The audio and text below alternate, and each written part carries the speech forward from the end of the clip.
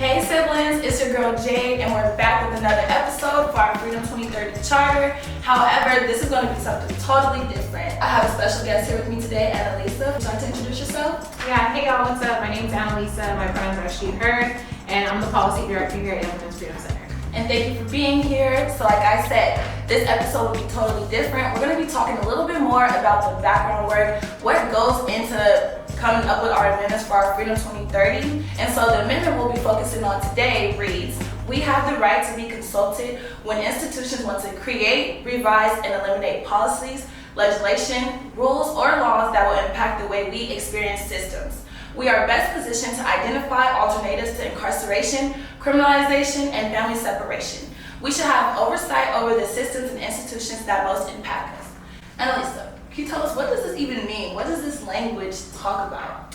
So rolling it back a little bit, back a couple of years ago in 2020, we launched our Freedom 2030 campaign, which pretty much declared at the Capitol that we're going to be ending the criminalization and incarceration of women, girls, trans folks, and gender expansive folks in California. And so with that, we presented our Freedom Charter, which pretty much is our North Star that guides all of our policy. And so that amendment specifically talks about how, as impacted people who have personal experience, it's important that we're at the tables when these policy changes are being made, because if our voices aren't there, if we don't bring our experiences, then you have leaders who maybe haven't lived the things that we have and are making these really important decisions about our lives, our families' lives, our communities' lives. And so with this, we say that we are going to be co-creating legislation. We're going to be consulted when it comes to agencies tasked with oversight.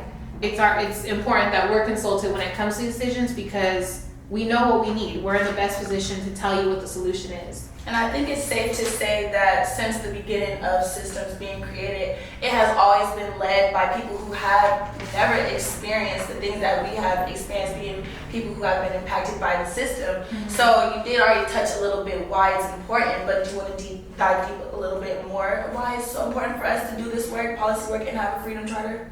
So if you look at the history of mass incarceration and the war on drugs and the approach that historically the folks have taken when it comes to supporting young people who are incarcerated or impacted by these systems, historically it's been really punitive approaches.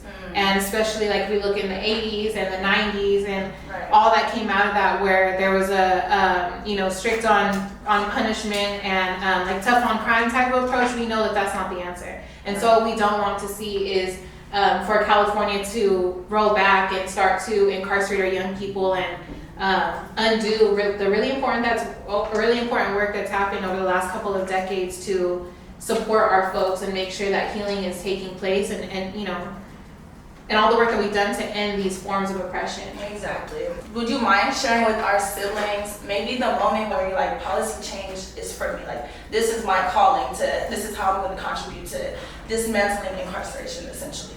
Yeah, so I've been doing community work for a while now, since my early 20s. Nice. And but it wasn't always policy. I actually didn't learn policy until 2 years into that. I was invited to participate in an institute, shout out to Initiate Justice, where I was gamed up on how a bill becomes a law. I was taught how to talk to a legislator. At that time, what people didn't know is I actually had a loved one inside who was fighting life with a gang enhancement.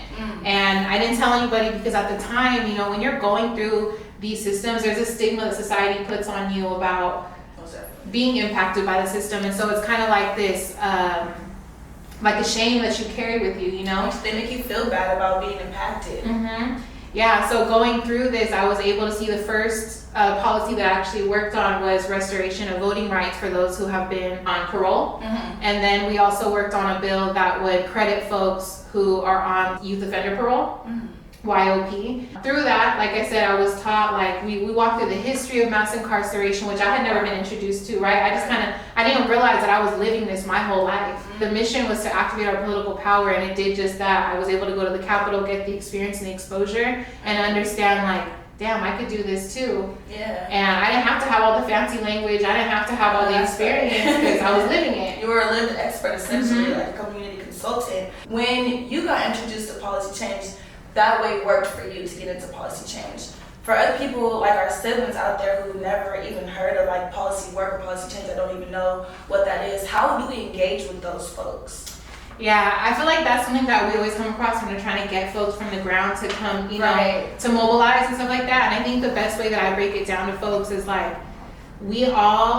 well, first of all, here at the center, our model is working with young people while they're inside and doing core advocacy and gaming them up to do self-advocacy through a critical pedagogy approach. So being able to cultivate a critical consciousness so they understand their lives in the context of the world, so that they can understand that like policy changes impact all of us. And so usually I'll just break it down and like, hey, do you know that even looking at all of our situations, we've all been impacted by some type of law, right? I think what's important to understand is that we hear all this fancy language at the Capitol. We see all these people in suits, but remembering that like empowering folks and reminding them that you're actually the expert in the room. And no matter what room you're in, you could be in a room with someone with a doctorate. We all got something to teach somebody. We all got something to learn no matter what position we're in life or what experience we have. When I tell people that, the hope is that I break down that like anxiety and fear that I had walking into the Capitol for the first time, you know?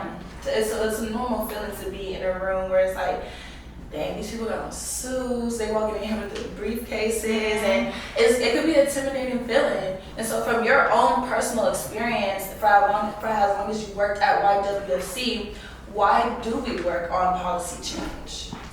We work on policy change because as long as we're not addressing the root cause, right, which we know is like poverty and all that, which are impacted and formed by certain policies in place, we're always going to be working to undo the harm of our people. And so at the center, we envision a world where we put an end to all forms of oppression so that we can begin to heal and live self-sustaining lives, so that the future generations don't have to keep going through these cycles of harm and incarceration or addiction or whatever it might be, and they can live a free life where they don't have to worry about that.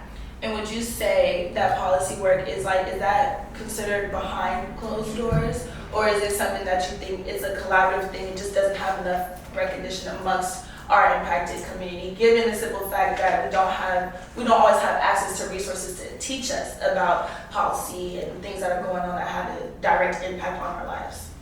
I think it's both. I think that there's a lot that does happen behind closed doors, but there's folks like us who are making sure that doesn't happen.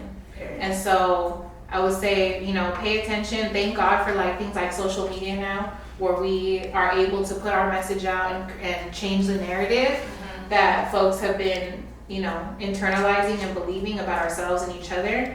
There's plenty of organizations that are doing the work. Look out for our posts on social media. We're always looking to get folks. So we're always welcoming folks to come up with us. And if you don't know, now you know. Now you know. You can get to know. And siblings, that wraps it up for this episode. Again, thank you, Analisa, for sitting down, talking with me and our siblings. Make sure you guys sign up for YWFC newsletter to stay updated with exclusive parties, any events happening, policy changes, and events happening near you. Thank you, Jade.